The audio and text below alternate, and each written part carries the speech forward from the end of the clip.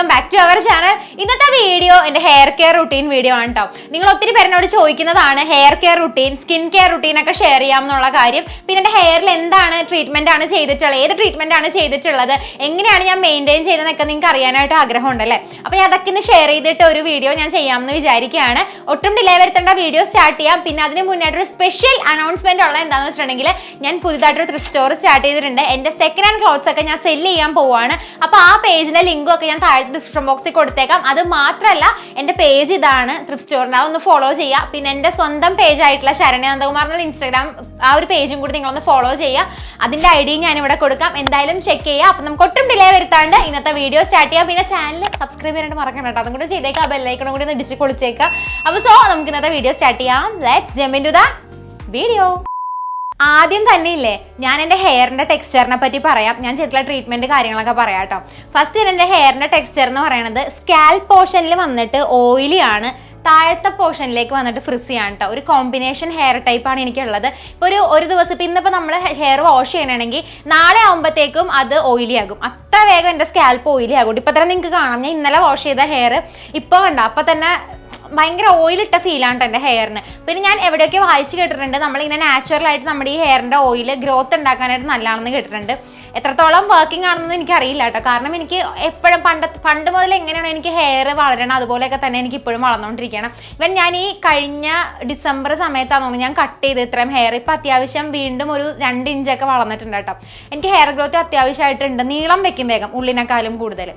അതാണ് എൻ്റെ ഹെയറിൻ്റെ ഒരു ടെക്സ്ചറും കാര്യങ്ങളൊക്കെ. പിന്നെ ട്രീറ്റ്മെൻറ്റ് ചെയ്തത് ഞാൻ ഇതുവരെ എൻ്റെ ഹെയറിൽ സ്മൂത്തനിങ്, സ്ട്രെയിറ്റനിങ് അങ്ങനത്തെ കാര്യങ്ങളൊന്നും ചെയ്തിട്ടുണ്ടായിരുന്നില്ല.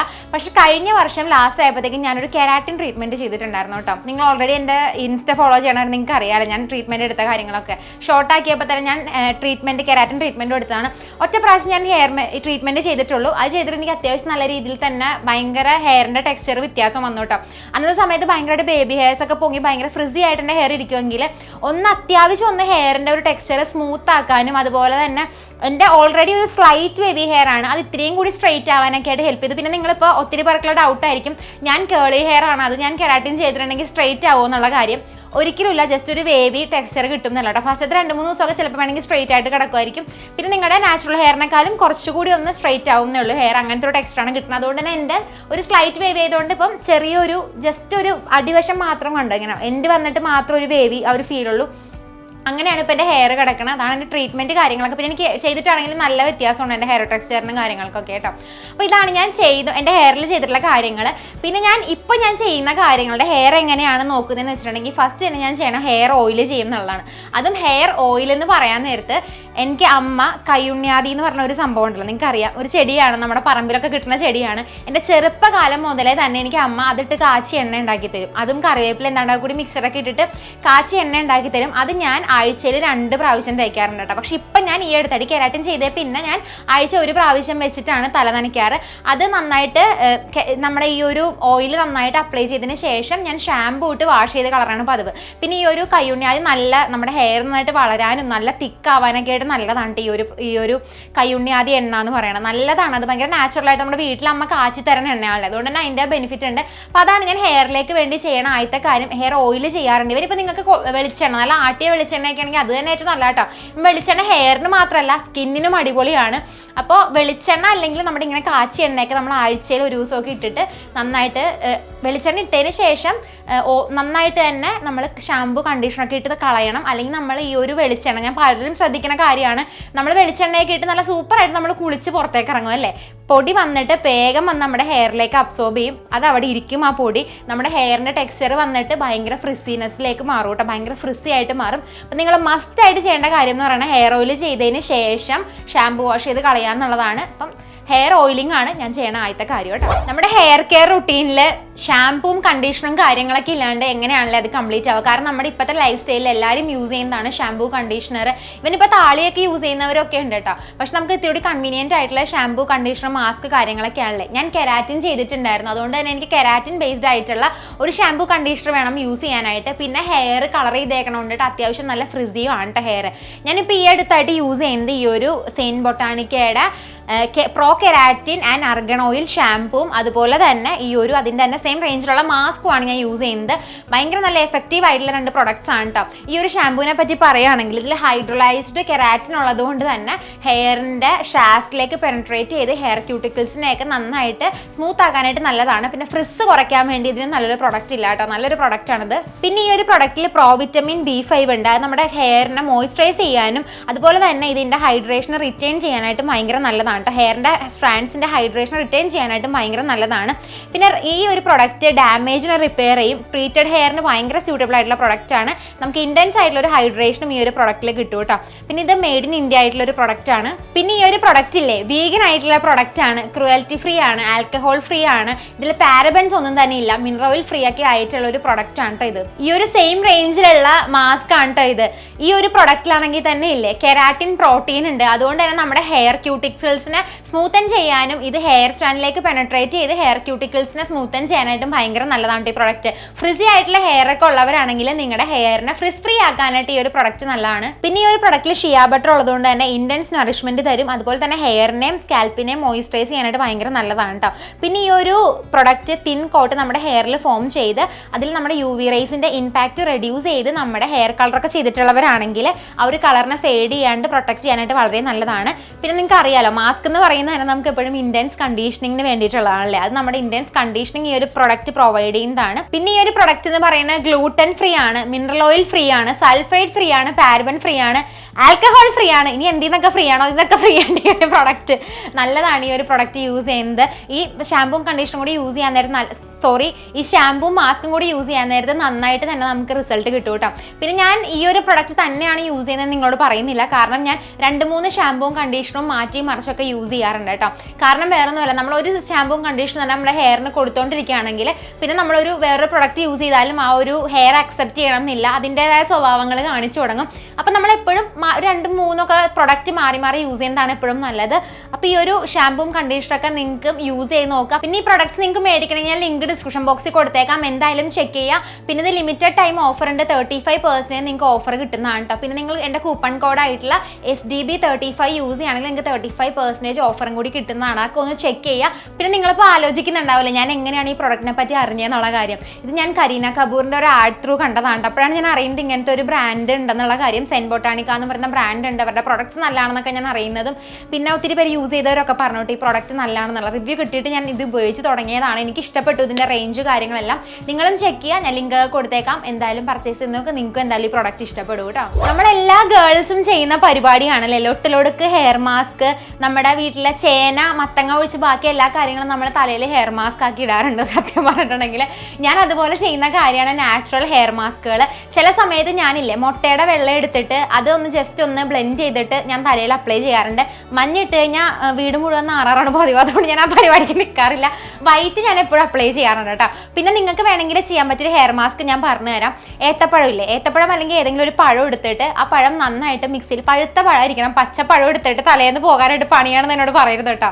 പഴുത്ത പഴം എടുക്കുക, അതിലേക്ക് നമ്മൾ മുട്ടയുടെ വെള്ളം ആഡ് ചെയ്യുക, തൈര് ഉണ്ടെങ്കിൽ കുറച്ച് തൈര് ഇടുക, ഒരു വിറ്റമിൻ ഇ ക്യാപ്സ്യൂളും ഒഴിച്ചിട്ട് നന്നായിട്ട് മിക്സിയിലിട്ട് കറക്കിയിട്ട് പേസ്റ്റ് രൂപത്തിലാക്കിയിട്ട് അത് ഹെയറിൽ തേക്കുന്ന സൂപ്പർബാണ്.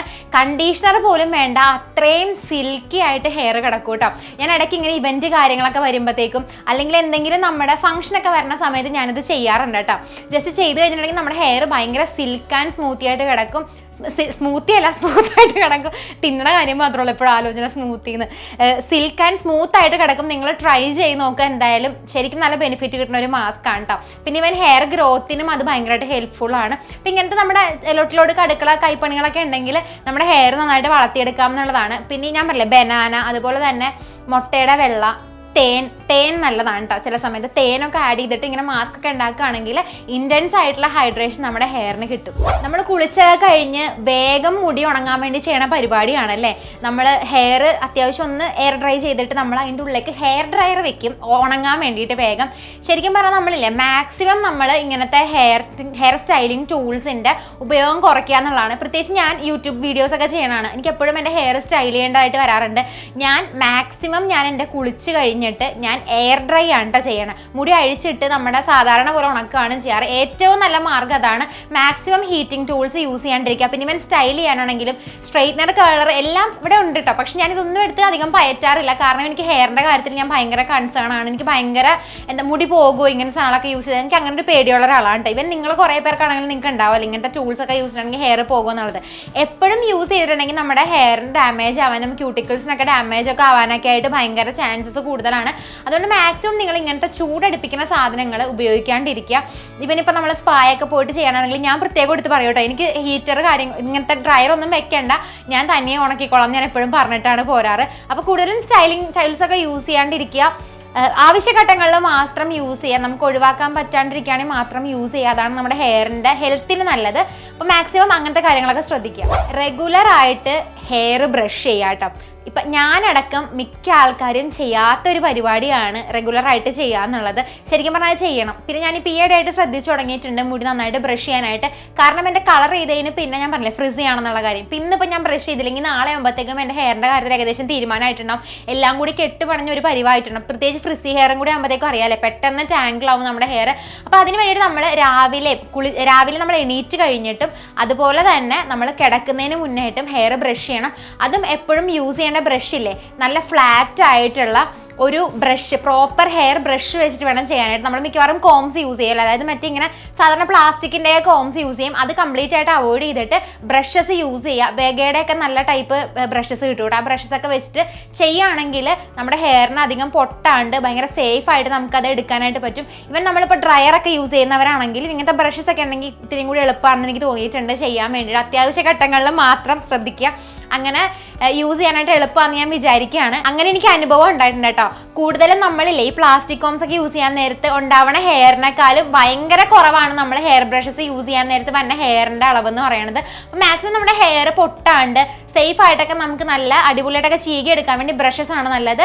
പിന്നെ രാവിലെ വൈകിട്ടും ബ്രഷ് ചെയ്യുക, അല്ലെങ്കിൽ ടാങ്കിളാവും. നമ്മൾ പെട്ടെന്ന് ധൃതിക്കൊക്കെ എവിടെയും പോകാൻ നിൽക്കുകയാണെങ്കിൽ നമ്മൾ ചടപടയെന്നൊക്കെ മുടി ചീവാൻ നേരത്ത് പൊട്ടാനുള്ള സാധ്യത കൂടുതലാണ്. പിന്നെ നമ്മൾ ഹെയർ കോംബ് ചെയ്യും തോറും നമ്മുടെ ഇവിടുത്തെ ബ്ലഡ് വെസൽസിൻ്റെ ആ ഒരു ബ്ലഡിൻ്റെ സർക്കുലേഷൻ കൂടാനായിട്ട് വളരെ നല്ലതാണ്.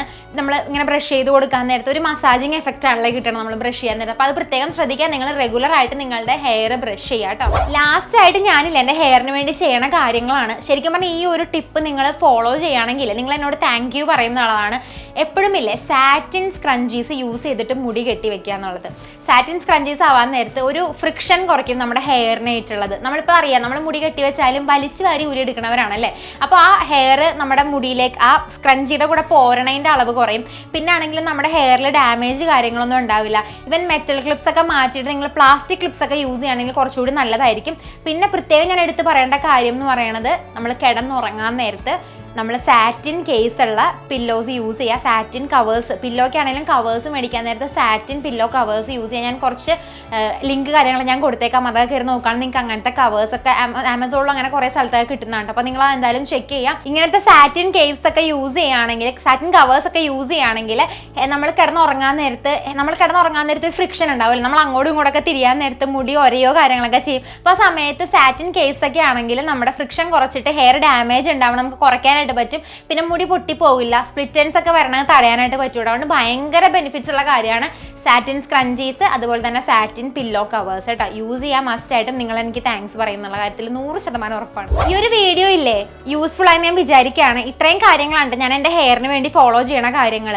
നിങ്ങളും ശ്രദ്ധിക്കുക. നമ്മളെപ്പോഴും പലപ്പോഴും തിരക്കുകളിലൊക്കെ ആയിട്ട് നമ്മുടെ ഹെയറും സ്കിന്നും കാര്യങ്ങളൊക്കെ ശ്രദ്ധിക്കേണ്ടവരാണ്. പ്രത്യേകിച്ച് നിങ്ങൾ ഹൗസ് വൈഫ് കാര്യങ്ങളാണ്, നിങ്ങളുടെ വീട്ടിൽ നിങ്ങൾക്ക് ഫാമിലിയിൽ നോക്കുന്നവരാണെങ്കിൽ ഇത്തിരി സമയം ഞാൻ എൻ്റെ ചേച്ചിമാരോടൊക്കെ പറഞ്ഞു കൊടുക്കുന്ന കാര്യമാണ് കേട്ടോ.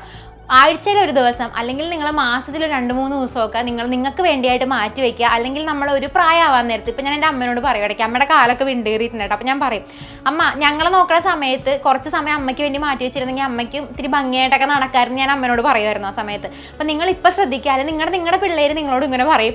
അപ്പോൾ നിങ്ങൾക്ക് വേണ്ടി കുറച്ച് സമയം മാറ്റി വയ്ക്കുക, നമ്മളെ പാമ്പർ ചെയ്യാൻ വേണ്ടിയിട്ട്, നമ്മളെ ശ്രദ്ധിക്കാൻ വേണ്ടിയൊക്കെ 2-3 ദിവസം മാറ്റി വയ്ക്കുക. അതുപോലെ തന്നെ ഹെയർ കെയറും സ്കിൻ കെയറൊക്കെ ഫോളോ ചെയ്യുക. നമുക്ക് റിങ്കിൾസ് വന്നതും അതുപോലെ തന്നെ ഹെയർ ഇങ്ങനെ മുഖത്തൊക്കെ പാടുകൾ വന്നൊക്കെ നമുക്ക് ഒരു പരിധി വരെ തടയാൻ പറ്റും. ഇവൻ ഹെയർ ഫോൾ, ഹെയറിന്റെ ഫ്രിസിനെസ് ഒക്കെ നമുക്കും ശ്രദ്ധിച്ചിട്ടുണ്ടെങ്കിൽ നമ്മുടെ അടുക്കളയിലുള്ള കുറച്ച് സാധനങ്ങളൊക്കെ കൊണ്ട് നമുക്ക് നമ്മുടെ ഹെയർ ഒക്കെ നല്ല രീതിയിലൊക്കെ ആക്കാനായിട്ട് പറ്റും കേട്ടോ.